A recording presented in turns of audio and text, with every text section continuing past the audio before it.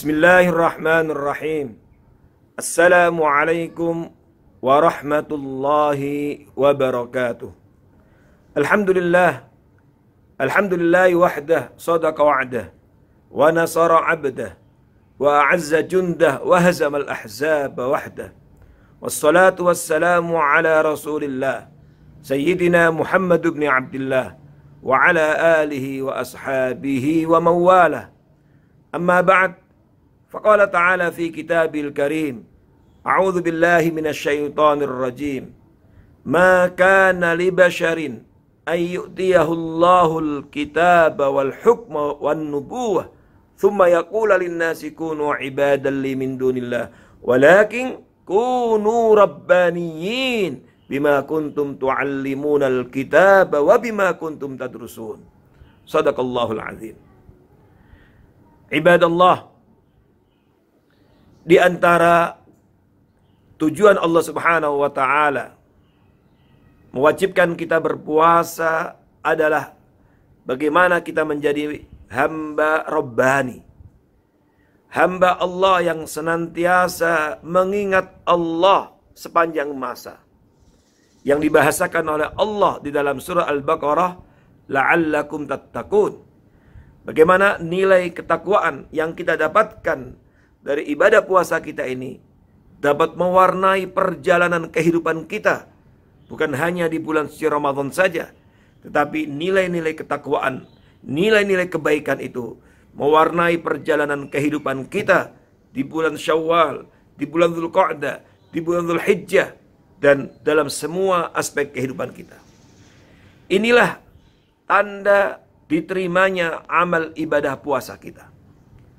Karena itu, jangan sampai kita terjebak menjadi hamba Ramadhani, yaitu hamba Allah yang hanya ingat Allah di bulan suci Ramadan saja. Tetapi yang harus kita bangun setelah kita digembleng oleh Allah Subhanahu wa taala dalam perguruan tinggi yang bernama Jami'ah Ramadan, bagaimana kemudian kita menjadi manusia-manusia yang senantiasa ingat Allah, bertakwa kepada Allah dimanapun, kapanpun, dalam kondisi apapun. Bukankah itu yang Rasulullah sallallahu alaihi wasallam ajarkan kepada kita? Ittaqillah haitsu ma kunta. Bertakwalah kepada Allah di mana saja kita berada. Ibadallah, sesungguhnya keberhasilan orang-orang yang berpuasa meraih derajat takwa bukan ditandai dengan berakhirnya Ramadan, bukan ditandai dengan selesainya ibadah puasa Ramadan, tetapi keberhasilan orang-orang yang berpuasa Ramadan meraih derajat takwa ditandai sejauh mana komitmennya untuk terus membangun hubungan yang baik dengan Allah pasca Ramadan. Ditandai dengan kesinambungan, harmonisasi hubungan yang baik dengan Allah pasca Ramadan. Ditandai dengan bagaimana kehidupannya semakin lebih baik, takutnya kepada Allah semakin lebih baik, ibadahnya semakin lebih baik, akhlaknya semakin lebih baik pasca Ramadan. Dan inilah puasa Ramadan yang benar-benar menghantarkan kita untuk meraih maghfirah dari Allah Subhanahu wa taala. Inilah puasa yang sebagaimana disinggung Rasulullah sallallahu alaihi wasallam, lis-shaimi farhatan. Bagi orang yang berpuasa akan meraih dua kebahagiaan. Kebahagiaan yang pertama, farhatun 'inda fitri. Kebahagiaan ketika kita berbuka puasa. Ketika kita menyelesaikan ibadah puasa, memasuki hari raya Idul Fitri. Ini adalah kebahagiaan yang luar biasa, karena Allah Subhanahu wa taala memberikan kemudahan kita untuk melaksanakan kewajiban ini. Dan ada satu kebahagiaan yang kita tunggu, sebagaimana disampaikan Rasulullah sallallahu alaihi wasallam, yang hanya akan diberikan kepada orang yang berpuasa, yaitu farhatun 'inda liqa'i rabbih. Kebahagiaan ketika bertemu dengan Allah Subhanahu wa taala di akhirat nanti. Bahkan dipersiapkan bagi orang yang berpuasa memasuki surga, pintu khusus istimewa yang disebut dengan Babur Rayyan. Ibadallah, kita harus hati-hati.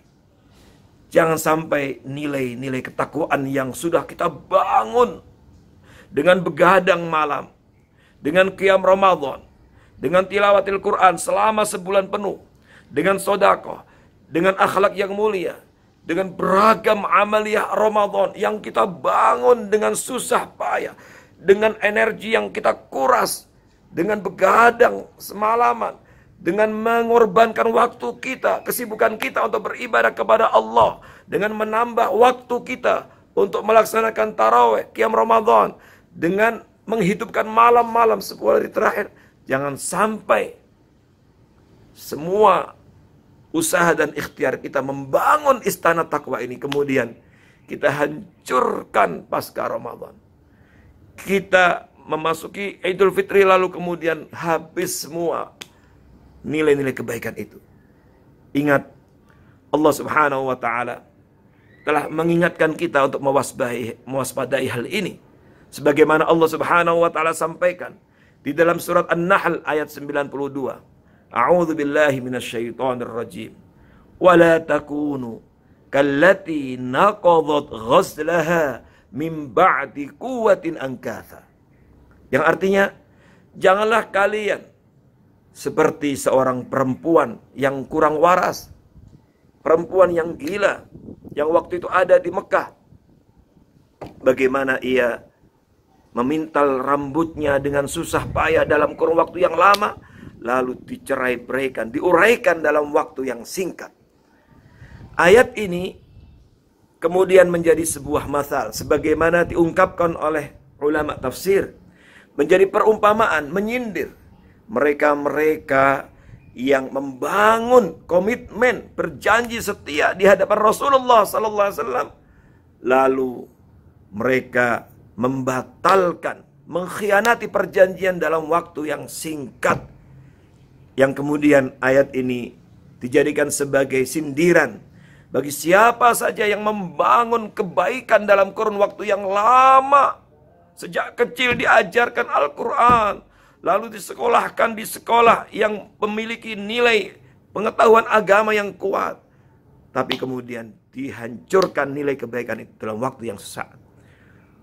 Menyindir mereka yang membangun ketauhidan kepada Allah dalam kurun waktu yang lama, lalu dihancurkan dengan sebuah praktek kesyirikan yang berlangsung dalam waktu yang sekejap. Menyindir mereka yang membangun ketakwaan dalam kurun waktu yang lama, tapi kemudian dihancurkan dengan kemaksiatan, dengan kemungkaran, dengan kezaliman dalam waktu yang sekejap. Sehingga nilai-nilai kebaikan, nilai-nilai ketakwaan itu tidak berbekas. Ibadallah, karena itu kita harus hati-hati. Seorang ulama, Imam Bishr, pernah ditanya, "Ya Imam, bagaimana pendapatmu? Qaumun yajtahiduna, orang-orang yang bersungguh-sungguh beribadah kepada Allah, semangat sholatnya, semangat puasanya, semangat tilawatil Qur'annya. Mereka hanya bersungguh-sungguh ketika di bulan suci Ramadan.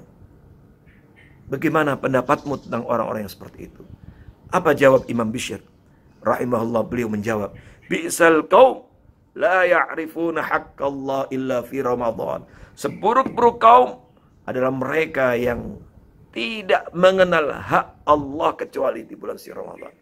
Hanya mengenal ayat Allah di bulan suci Ramadan, hanya mengenal ajaran Allah di bulan suci Ramadan, hanya takut Allah di bulan suci Ramadan, hanya ingat kepada Allah di bulan suci Ramadan, hanya mau bersedekah di bulan suci Ramadan, hanya mau sholat di bulan suci Ramadan. Maka manusia yang seperti ini, kata Imam Bishr, bi'sal qaum.